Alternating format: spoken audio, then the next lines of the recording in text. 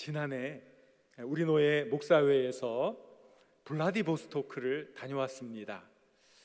저에게는 굉장히 생소한 곳이었는데 막상 그곳에 가서 정말 마음이 너무나 무겁고 아팠습니다.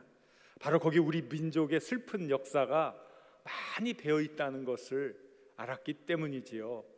순례의 시간 내내 얼마나 마음이 무거웠던지, 또 나라 잃은 만국민의 서름이 어떤 것인지 다시 느낄 수 있었습니다. 일제에 맞서 조국의 독립을 위해 피를 흘린 분들, 소련은 처음에는 우리 동족들을 우호적으로 대해 주었지만 조만간 일본의 스파이라고 혐의를 뒤집어 씌웠습니다. 스탈린 때는 그냥 준비도 되지 않은 사람들 언제 아침에 어느 역으로 나와라, 몽땅 나와라 해서 그냥 다 중앙아시아로 강제 이주를 시켰습니다.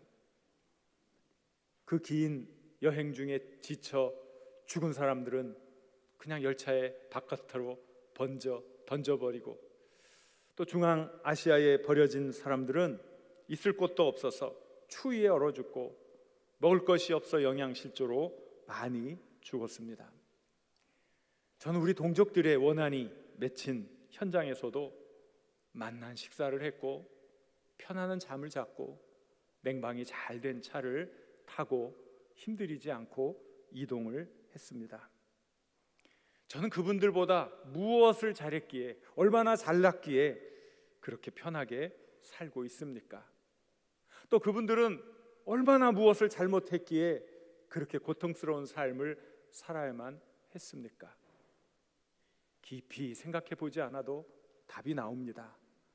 그분들과 저의 삶은 큰 차이가 없어요. 단지 우리가 언제 태어났느냐, 그것 하나가 그렇게 우리의 운명을 갈라놓았더라고요. 전쟁의 때에, 나라를 잃는 슬픔을 당할 때에 태어나 사는 것, 평화로운 때, 번영의 때에 태어나 살아가는 것, 너무나 틀린 거죠. 그런데 그것을 우리가 어떻게 선택할 수 있습니까? 나는 이때 태어나고 싶어요. 이 시대에 태어나고 싶어서 태어난 분이 누가 있겠습니까? 그것은 우리가 어찌할 수 없는 운명입니다.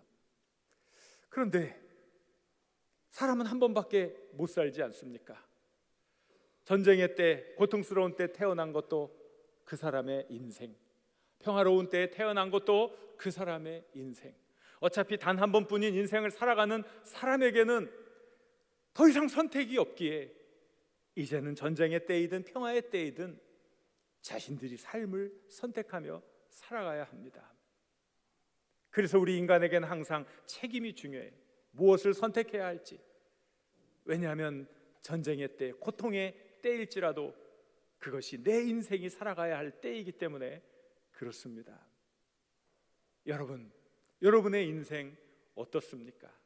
사실 우리는 불평할 것이 없어요.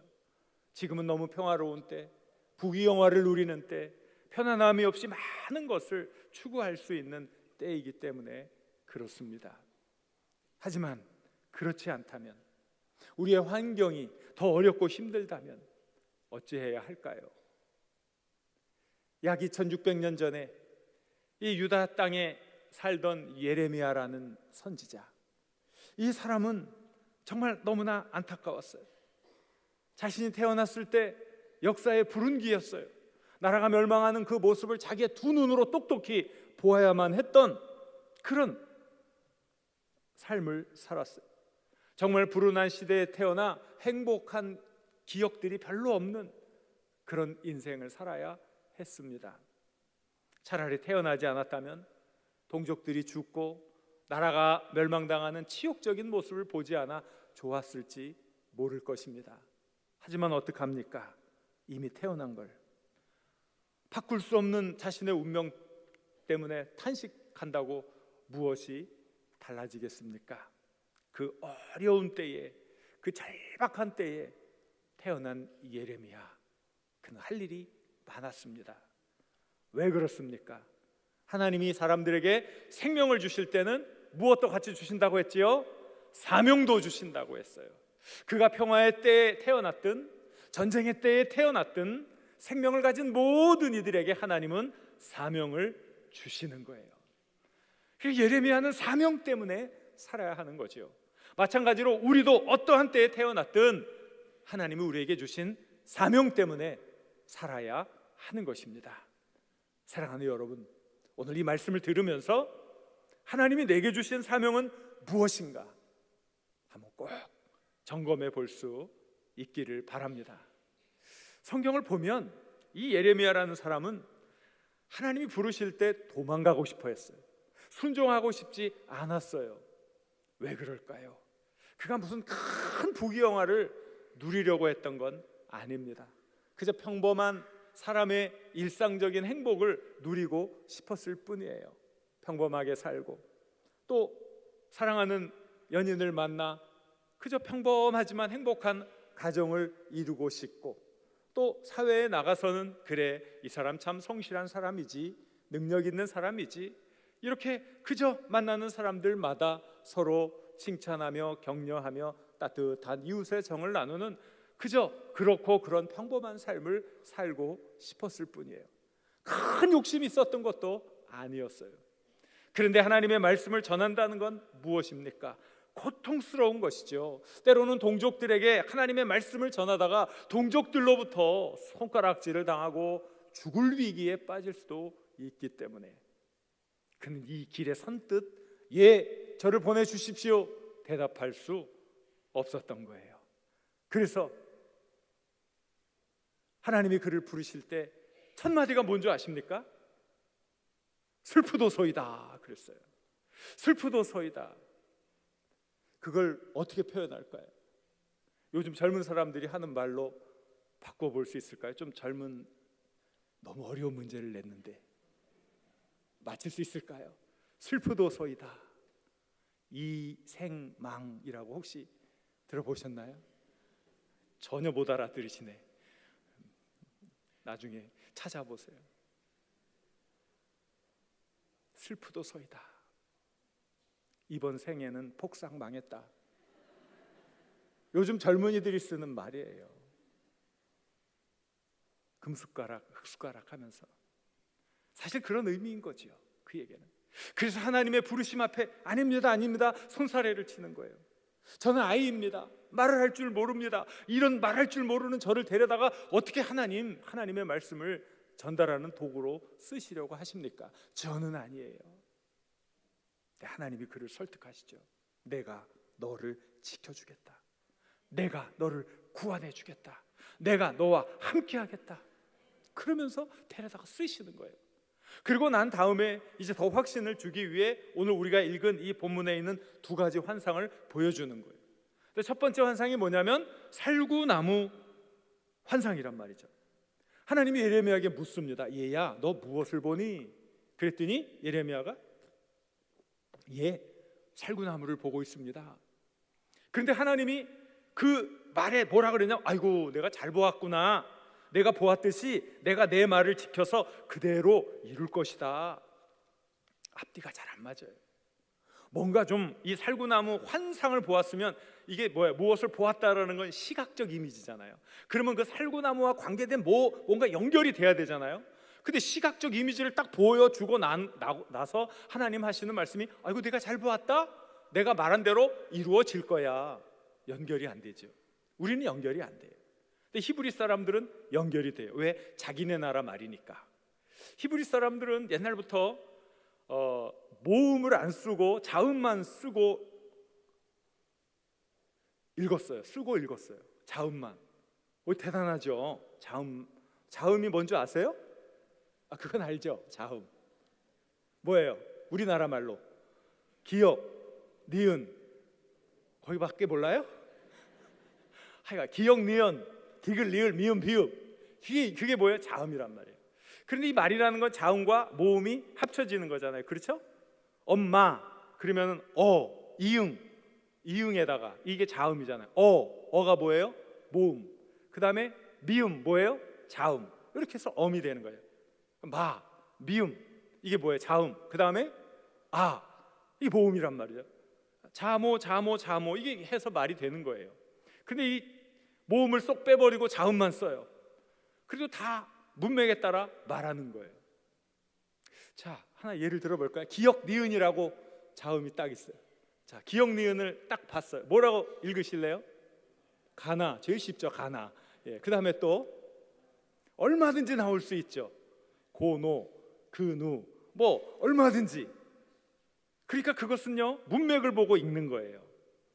말하자면 살구나무는 히브리어로 샤케드예요. 샤케드. 시옷, 키읔, 디귿. 요 자음에다가 쇼케드 이렇게 모음을 바꾸면 지켜본다 이거예요.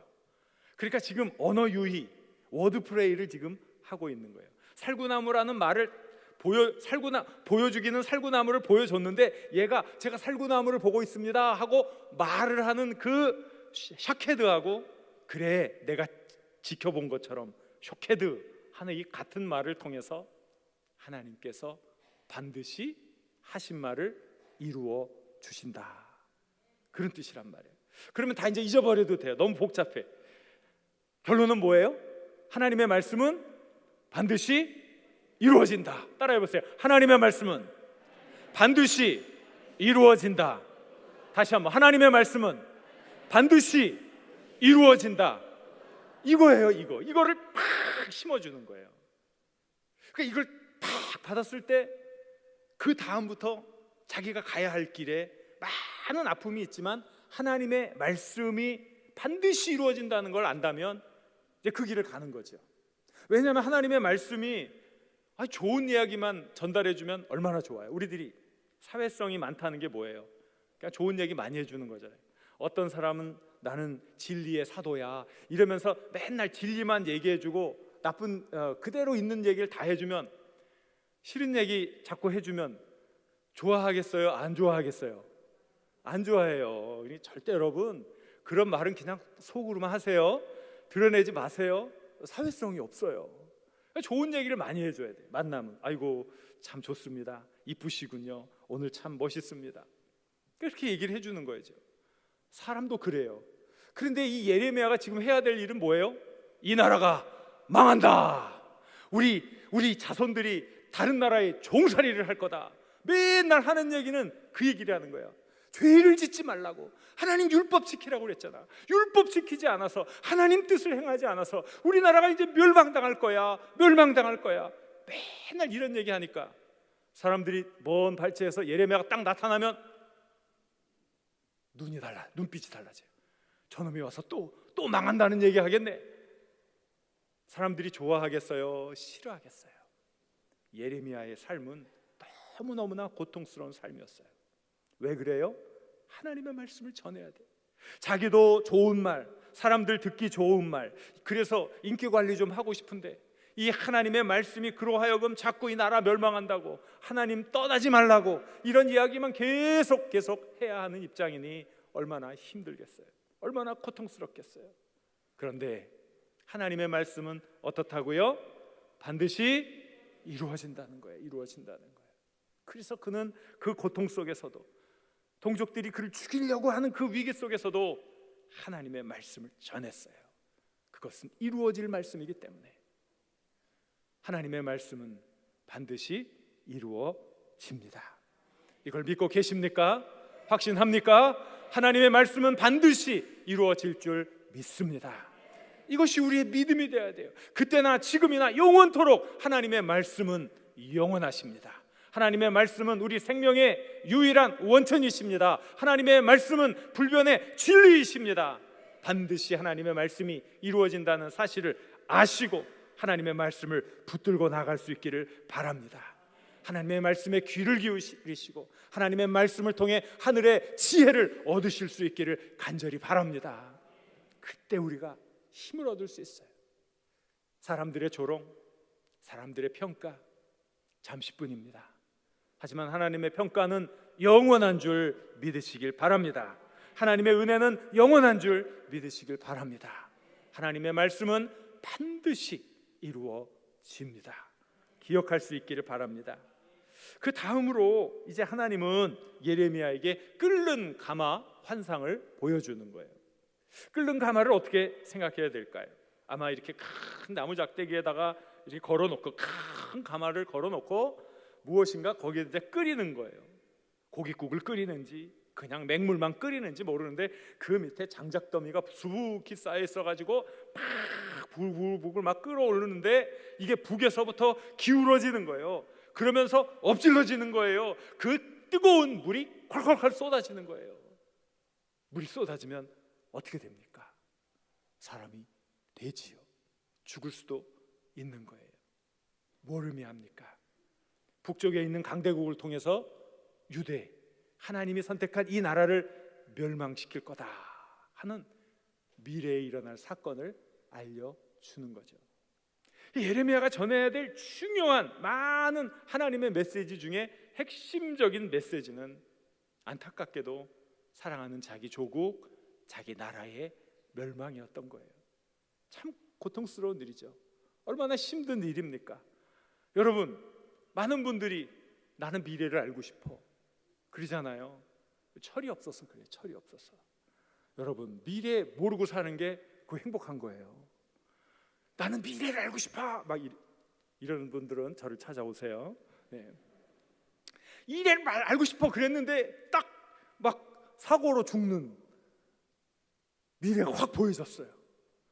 그러면 이제나 저저 이 사고가 오늘 날래나 내일 날래나 밤에 잘 때 가위에 눌려 와 죽었구나 꿈이네. 뭐 미래를 안다고 좋을 거 하나도 없어요. 미래를 모르고 사는 게 행복한 거예요. 그죠? 그런 불안함 속에 어떻게 미래를 아는 게 좋겠어요. 그런데 지울 수 없어요. 잊을 수 없어요. 그게 예언자의 직분이기 때문에 그 고통스러운 그것, 언제 닥칠지 모르는 그 암울한 사건, 그 고통스러운 사건을 평생 지고 살아가는 것이 예언자의 삶이었던 거예요. 여러분, 때때로 우리는 망각이 얼마나 좋은지 몰라요. 어렵고 힘든 많은 사건들이 우리를 힘들게 하고 과거의 많은 기억들이 자꾸 되살아나면 편한 잠을 잘 수 있을까요? 없을까요? 물어보는 제가 바보죠. 잠을 잘 수가 있나요? 속이 부글부글 끓어서 밤새 잠 못 자요. 새카만 밤이 새하얘지는 거예요. 체험하셨잖아요. 차라리 잊어버려야 돼. 차라리 털어버려야 돼. 그리고 새로운 날에 대한 미래적 소망을 가지고 일어나야지. 그 맨날 고통스러운 과거를 자꾸 되새기고 자꾸 아픈 상처를 다시 끌어들이면, 다시 그것을 생각하면 무엇이 유익하겠어요? 그런데 예언자는 그게 아니에요. 하나님의 말씀, 고통스러운 이 미래의 사건을 마음에 품고 나가야 되는 거죠. 그런데 하나님이 예레미야에게 주신 것은 이것뿐만은 아니었어요. 이게 너무나 큰 사건이지만 이것 이후에 이루어질 일에 대해서도 하나님이 예레미야에게 알려주시는 거예요. 예레미야 29장에 가니까 사뭇 형편이 달라졌어요. 벌써 이스라엘 사람들이 나라가 멸망했어요. 유다가. 그래가지고 많은 사람들이 죽었고 가까스로 살아난 사람들이 바벨론 땅으로 끌려가서 포로로 살게 되었어요. 그 사람들에게 예레미야가 편지를 써보내는 거예요. 뭐라고 편지를 써보냈을까요? 너희들이 포로로 끌려가는 그 땅에서 성실하게 살라고, 행복하게 살라고, 집을 지으래요. 텃밭을 만들어 일구고 열매를 많이 거두며 살래요. 사랑하는 사람을 만나 가정을 이루고 자녀들을 낳고 자녀들이 번성할 수 있도록 열심히 살아가래요. 참 이상하잖아요. 왜 그랬을까요? 왜 그런 위로의 메시지를 전했을까요?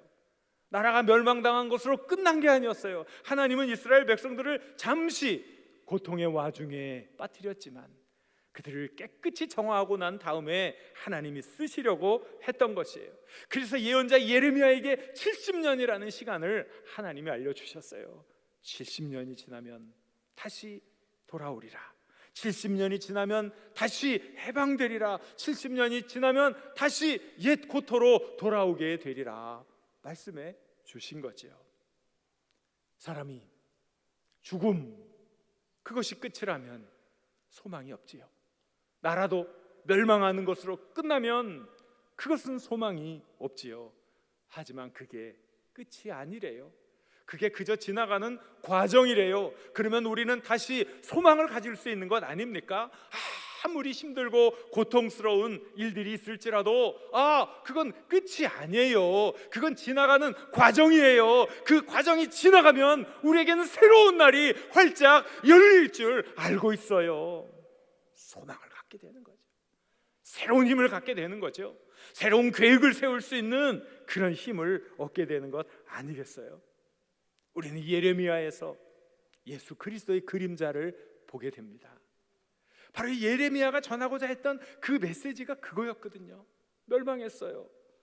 하나님 말씀 듣지 않아서, 하나님이 그들에게 준 언약을 다 파기했던 그들, 그래서 멸망당할 수밖에 없는 그들에게 하나님은 새 언약을 주셔요.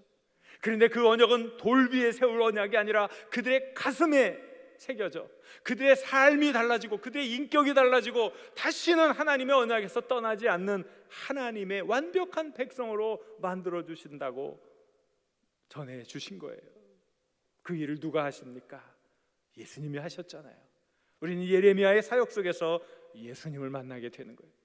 죄 때문에 죽을 수밖에 없는 우리들을 위해 예수님이 오셨어요. 그리고 우리 대신 우리의 죄값을 다 감당하시고 십자가에 달려 돌아가셨어요. 그리고 우리에게는 너희는 의롭다, 너희는 이제 하나님의 자녀가 되었다, 너희는 이제 영원한 생명을 얻었다, 하나님의 놀라운 구원을 우리에게 선물해 주셨습니다. 예수 믿는다는 건 무엇입니까? 절대적인 고통, 아픔, 이런 절망적인 상황 속에서도 절망에 굴하지 않는 것이지요. 그 절망 속에서도 소망으로 일어나는 것, 이게 예수 믿는 사람의 특징인 줄 믿습니다. 오늘 고통스럽고 오늘 어렵지만 이건 과정이에요. 하나님이 내게 베풀어 주시는 그 큰 은혜의 그 미래를 바라보며 다시 소망으로 일어서는 것이죠. 그래서 절망만 바라보지 않아요. 절망 너머의 소망을 바라볼 수 있기를 바랍니다. 절망 너머의 소망, 우리 주님이 만들어주신 영원한 소망을 바라보고 나갈 수 있기를 바랍니다. 그게 예수 믿는 사람들의 모습이지요. 우리 주님이 마련해 놓으신 은혜를 체험하는 자의 삶 아니겠습니까? 이렇게 하나님께서 두 가지 환상으로 예레미야를 교육시킨 다음에 이제는 더 엉뚱한 말 하지 않도록 확실하게 이제 예레미야에게 이제 직접적인 직설법으로 이제 설명을 해주는 거예요. 자, 17절 말씀을 같이 읽겠습니다. 그러므로 너는 내 허리를 동이고 일어나 내가 내게 명령한 바를 다 그들에게 말하라. 그들 때문에 두려워하지 말라. 내가 그들 앞에서 두려움을 당하지 않게 하리라 그랬어요. 너는 내 허리를 동이고 일어나 그랬잖아요. 허리를 동인다는 게 무슨 뜻입니까? 정말 중요한 일을 할 때는 허리를 동여야 돼요. 왜? 허리를 안 동이면 어떻게 됩니까? 바지가 흘러내려요. 그러면 한 손으로 바지춤을 흘러내리는 바지춤을 잡고 한 손으로 뭘 해야 되는데 무슨 일을 할 수가 있겠어요? 그래서 성경에 나오는 이건 내 허리를 동이라는 표현이 여러 군데서 나오는데 이것은 바로 그런 의미예요. 단단히 준비하고 각오를 단단히 하고 확실하게 하라. 그 일에 집중하고 전념할 수 있도록 그 최선을 다해라. 이게 바로 허리를 동이라는 거예요. 일어나라는 말은 무슨 뜻입니까? 너무나 잘 알잖아요. 그냥 일어나는 거죠. 일어나는 것. 실망의 자리에서 일어나는 거죠. 좌절의 자리에서 일어나는 거죠.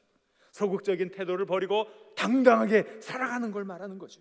비겁한 자세를 버리고 용기 100배하여 도전하라는 것, 그거 아니겠습니까? 어떤 상황 속에서도 담대하게 거침없이 하나님 주신 일을 감당하라고 하는 것, 그게 바로 내 허리를 동이고 일어나라 하는 거예요. 우리도 우리의 삶 속에서 담대하게 거침없이 감당해야 할 줄로 믿습니다. 그것이 내 허리를 동이고 일어나 하나님의 말씀을 전하는 자의 삶의 모습입니다. 그러면서 하나님이 위로를 해주는 거예요. 18절 19절 말씀을 같이 읽겠습니다. 보라, 내가 오늘 너를 그 온 땅과 유다 왕들과 그 지도자들과 그 제사장들과 그 땅 백성 앞에 견고한 성읍 쇠기둥 하였은즉 그들이 너를 치나 너를 이기지 못하리니 이는 내가 너와 함께하여 너를 구원할 것임이니라. 여호와의 말이니라.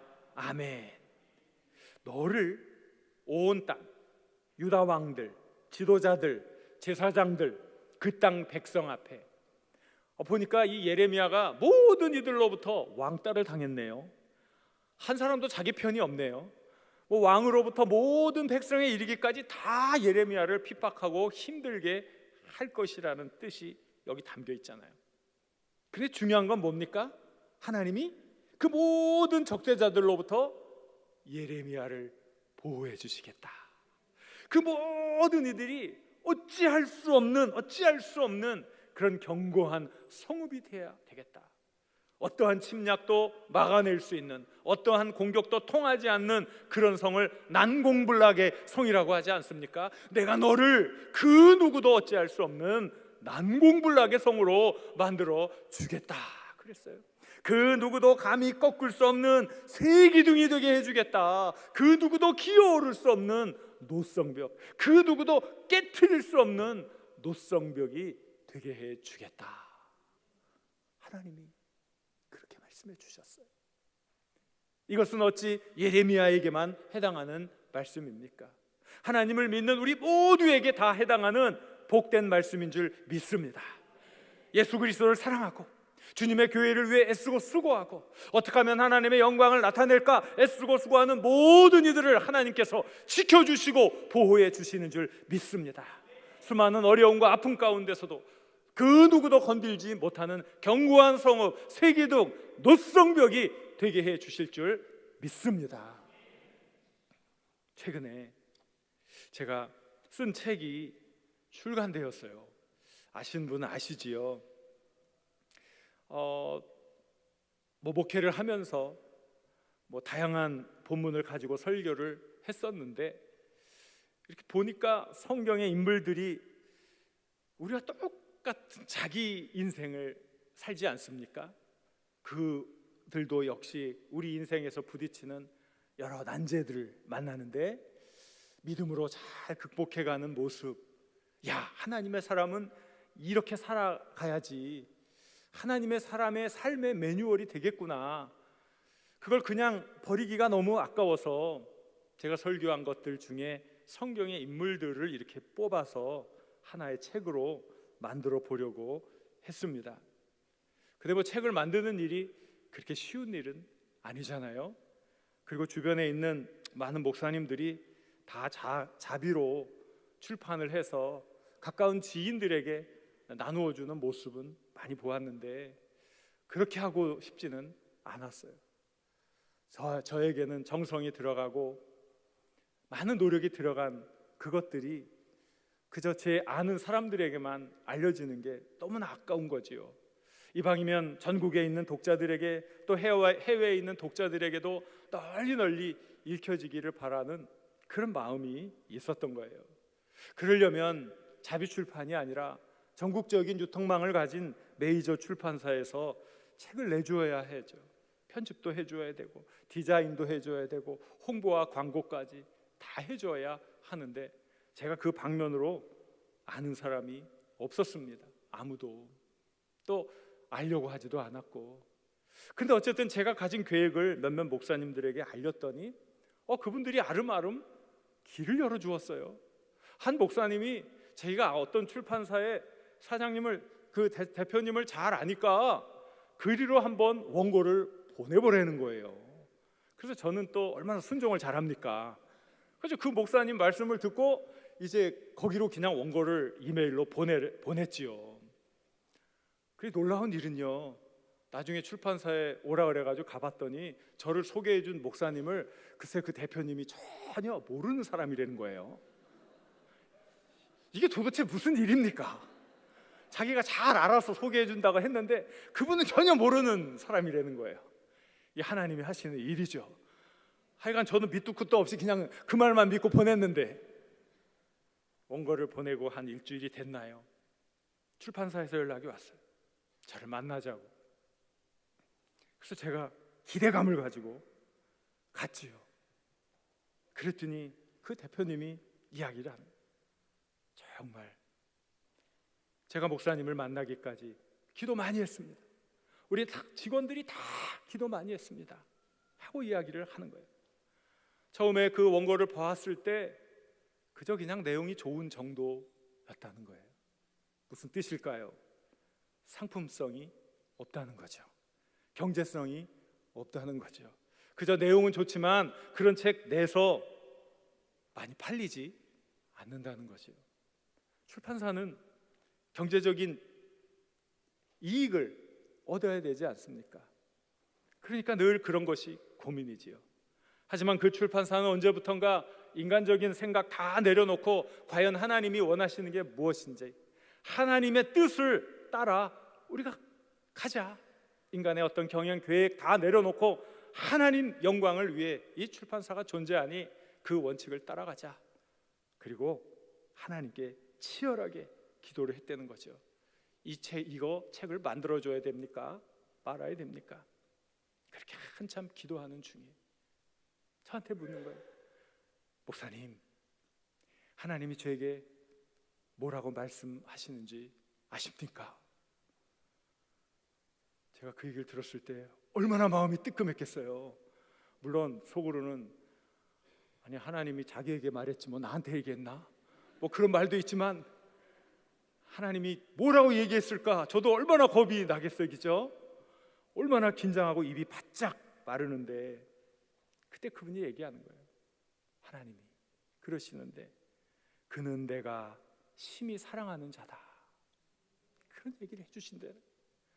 아, 하나님께서 심히 사랑하는 자라 했으니 이건 책을 만들라는 뜻이구나. 그리고 나서 그때부터 이제 우리 교회 홈페이지에 들어와서 제가 했던 설교를 쫙 듣기 시작했고 제 주변 조사를 마친 거예요. 뒷조사를 한 거죠. 그리고 본인이 확인한 것을 이제 컨펌하기 위해서 저를 부른 거예요. 그리고 그 일이 일사천리로 진행이 되었습니다. 저는 출판사를 나올 때 겉으로 드러낼 수는 없지만 속으로 감격하여 펑펑 울었습니다. 이토록 부족한 제가 하나님의 엄청난 위로를 받았다는 사실에 너무너무나 감격했습니다. 저도 나름대로 아픔이 있지요. 이렇게 저렇게 치이고 아파하던 저를 하나님께서 친히 만져주시고 너는 내가 심히 사랑하는 자다 위로해 주시는데 제가 고집이 너무 세서 죄의 길을 꼭꼭 막고 있고 죄의 눈을 꼭꼭 막고 있어서 보지도 못하고 듣지도 못하니까 생판 처음 보는 분을 통해서 너는 내가 심히 사랑하는 자라 위로를 듣게 해 주었습니다. 얼마나 감사한지, 얼마나 힘이 되었던지. 그리고 그들이 하던 작업이 끝난 다음에 제 책에 대한 작업이 시작되었는데 불과 2, 3주 만에 뚝딱 책이 나와버리고 말았습니다. 디자인도 잘 해주었고 또 홍보 광고도 다 해주었습니다. 저는 한 것이 아무것도 없는데 모든 면에서 제게는 과분한 책을 만들어 주었습니다. 어떤 인간적인 또 경제적인 이익보다도 하나님의 뜻을 따르겠다고 기도하면서 책을 출판해 준 규장 출판사가 얼마나 고마운지, 이런 귀한 하나님의 기업이 정말 잘 되어야겠구나 기도하게 되었습니다. 왜 하나님은 저에게 이렇게 큰 위로와 사랑을 베풀어 주었을까요? 제가 잘나서가 아니죠. 부족하지만 하나님의 말씀을 전하는 자니까, 하나님의 말씀을 전하는 자니까 힘을 주고 격려를 주고 함께해 주는 것이지요. 기죽지 말라고 허리동이고 일어나 담대하게 거침없이 하나님의 사랑을, 하나님의 생명의 말씀을 목숨을 걸고 전하라고 부족한 저를 견고한 성읍 쇠기둥 노성벽으로 삼아 주신 거지요. 사랑하는 여러분, 그런데 어찌 이것이 저의 이야기로만, 저의 간증으로만 끝나야 하겠습니까? 이러한 것들은 바로 여러분들의 간증, 여러분들의 삶의 이야기, 신앙의 고백이 되어야 하지 않겠습니까? 어렵고 힘들고 고통스럽지만 절대적인 하나님의 말씀을 붙들고 그 말씀을 붙들고 나아갔더니 하나님께서 나를 무너지지 않는 견고한 성읍으로 삼아 주셨습니다. 그 누구도 부술 수 없는 쇠기둥으로 삼아 주셨습니다. 고백해야 하지 않겠습니까? 우리들의 이야기, 우리들의 삶에서 우리들이 간증하며 하나님의 영광을 드높여야 하지 않겠습니까? 그 옛날 2600년 전에 있었던 예레미야의 이야기가 그 과거의 이야기가 아니라 여전히 오늘 우리들의 삶에서 반복되고 더 확대되고 있다는 이 사실을 우리의 삶으로 보여주어야 하지 않겠습니까? 우리가 이 시대 예레미야입니다. 불변의 말씀, 생명의 말씀, 능력의 말씀, 그 하나님의 말씀을 들고 나갈 예레미야입니다. 담대하십시오. 용기 백배하십시오. 허리를 동이고 일어서십시오. 하나님의 말씀은 반드시 이루어질 줄로 믿습니다. 절망 너머에 있는 소망을 바라보시고 나아갈 수 있기를 바랍니다. 여러분들을 통해 하나님 큰 일을 이루시기를 원하고 계십니다. 우리 장석교회를 통해 하나님께서 큰 일을 이루시려고 계획하고 계십니다. 이 거룩한 일에 함께 동참하여 놀라운 역사를 만들어내는 하나님 백성 되시길 우리 주님의 이름으로 간절히 축원합니다. 주신 말씀을 생각하며 우리 함께 기도하기를 원합니다. 하나님의 말씀은 반드시 이루어지니 담대하게 거침없이 하나님 말씀 전하는 저희들 되게 하여 주옵소서. 절망 너머에 있는 소망을 보고 끊임없이 일어나 도전하는 믿음의 삶을 살게 하여 주옵소서. 어떠한 상황 속에서도 우리를 지켜주시는 하나님의 은혜를 우리들이 체험하게 하옵소서. 주여 한번 부르고 이렇게 같이 기도합니다. 주여.